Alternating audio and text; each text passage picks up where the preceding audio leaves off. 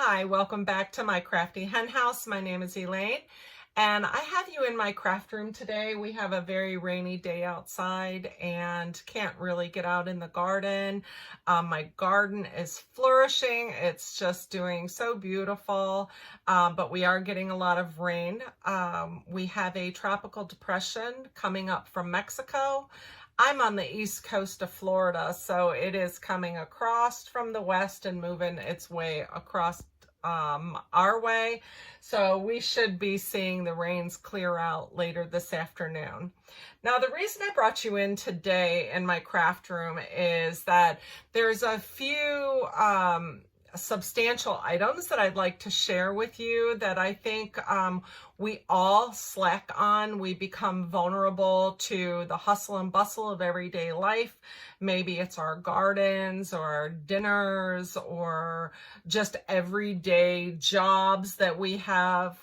But I call them the 3 S's. Now, it's not what you think, but in my experience, taking care of yourself, learning sustainability, and feeding yourself spiritually. I think these 3 elements are vital to each one of us on a daily basis. Now, they can mean different things to different people, and taking care of yourself could be eating well, getting good rest, having good relationships with people, taking care of your skin, and that's what I'm going to discuss with you today.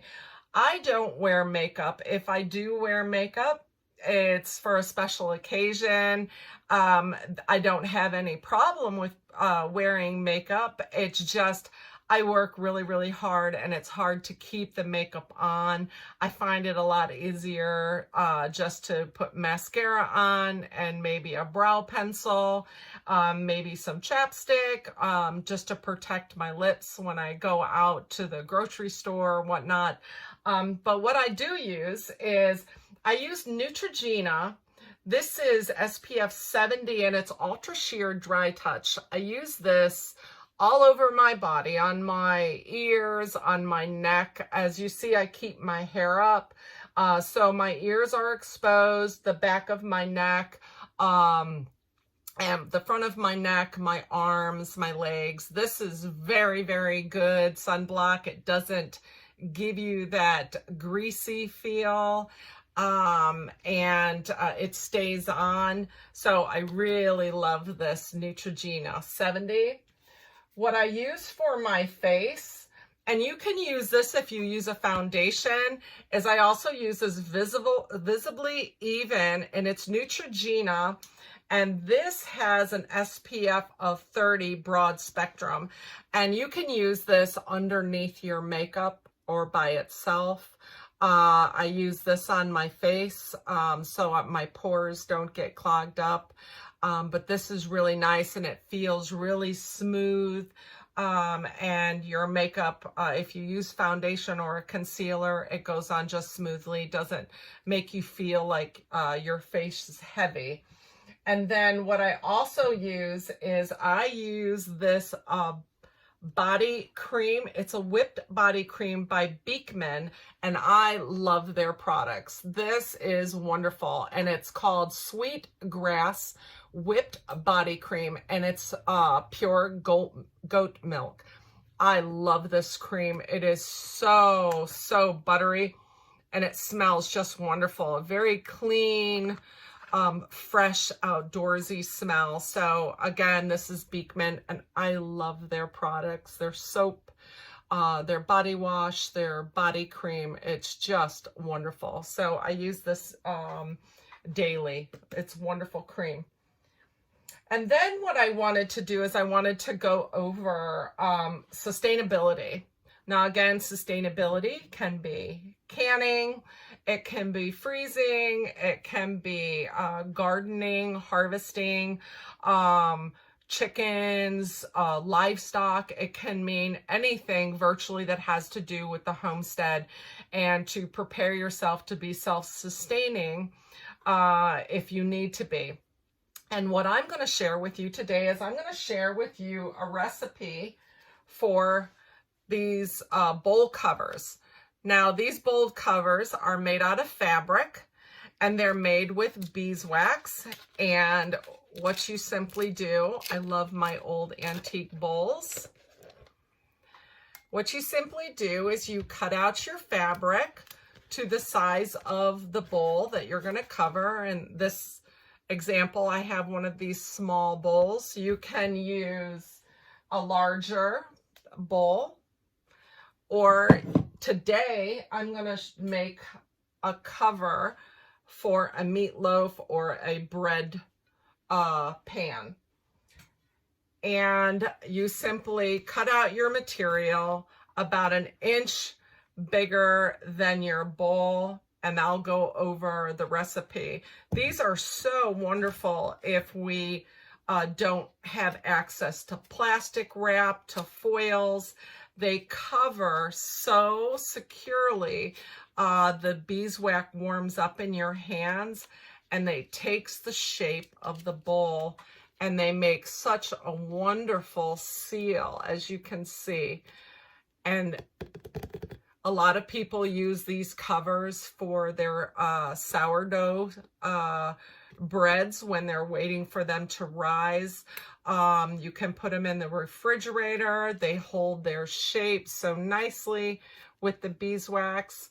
But I will show you how we're going to make this. And then finally, feeding yourself spiritually. Now, everybody's spirituality is different.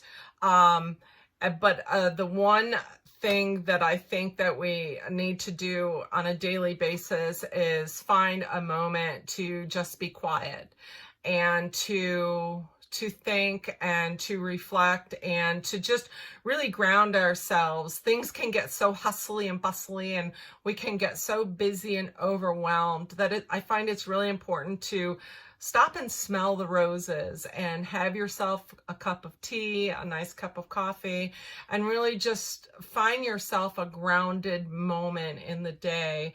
And I found that I like spiritual passages. I begin my day with a passage, or I end my day with a passage. And I found this book, and it's called Always True, God's 5 Promises When Life is Hard. And this is by James McDonald. This is a wonderful book. It's not a big book. It's an easy read. And I picked this up off from eBay for I think like $3, where they charged about $21, I think it was. Yeah, $21 in the store. But I find a lot of people read their books and then they list them on eBay. So this is a really, really wonderful book to stop and sit down and just, it's food for thought. And just to give yourself a little moment in the day with a cup of coffee where you can sit, read a little spiritual information, feed your soul, and get on with your day. So let's get started with our project for learning sustainability.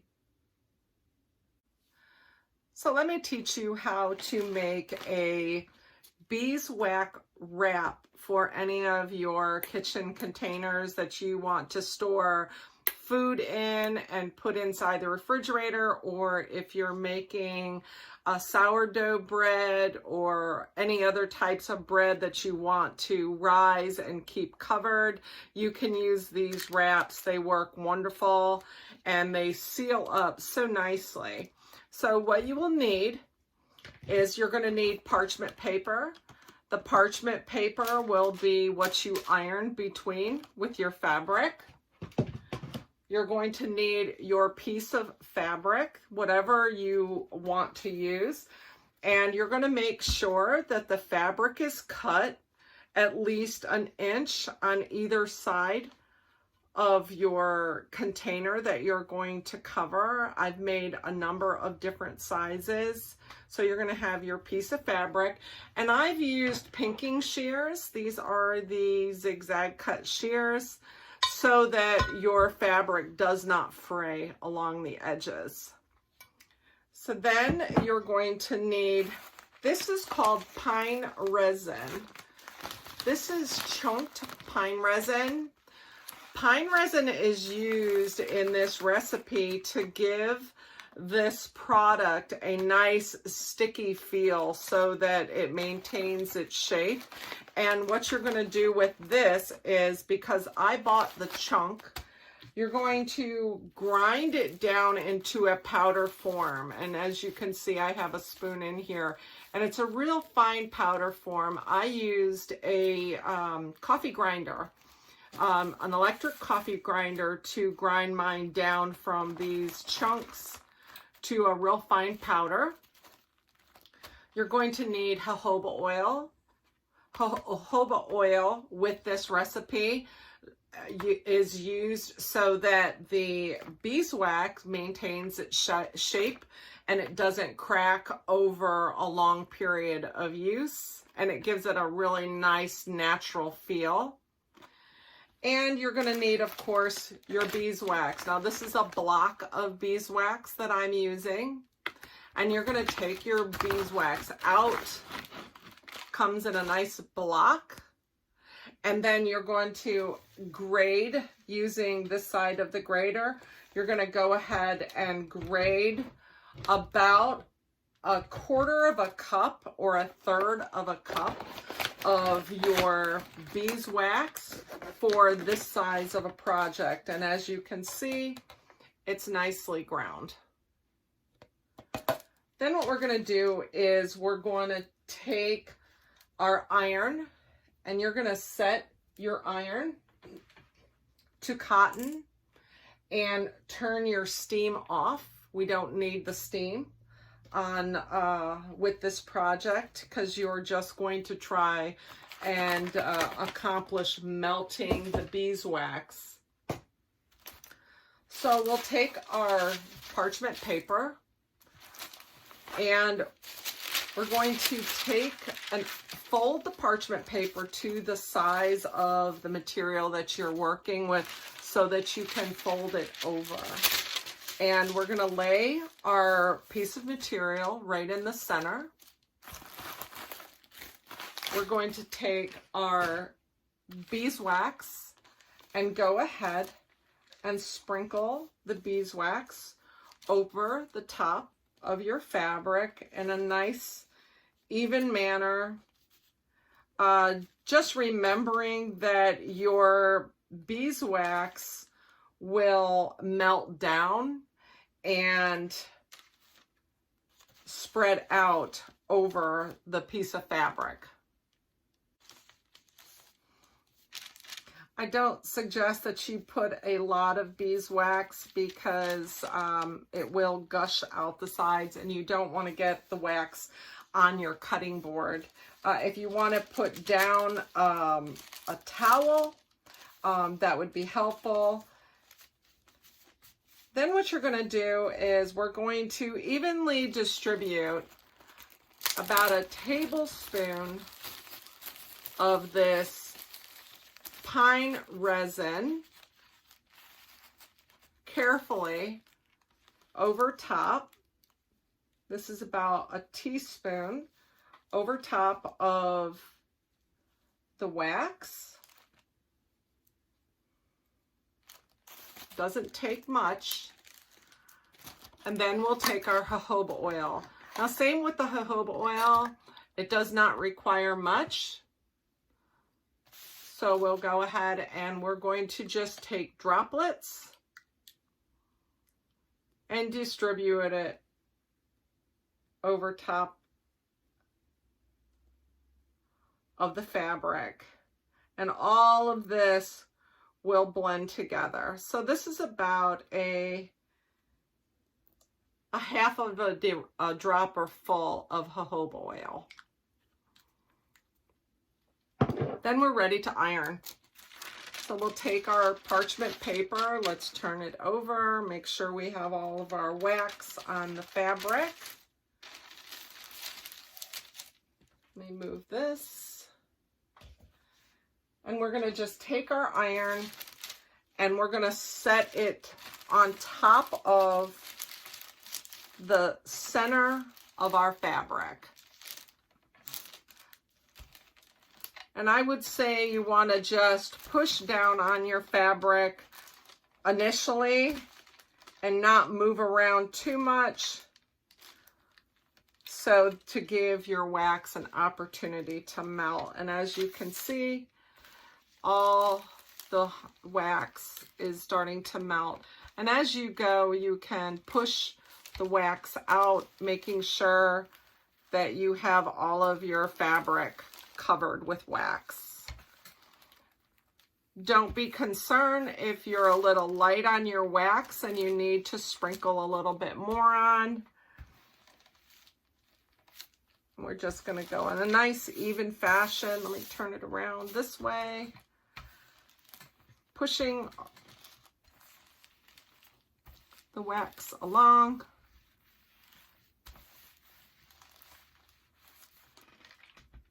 And I see I have some dry areas on these corners. What I'll do is I'll take a little bit more of my wax and I'll just sprinkle it here and on this corner.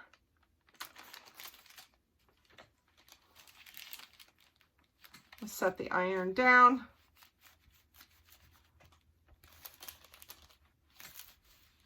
Until our wax is melted. And all of that pine resin and jojoba and wax will all blend together.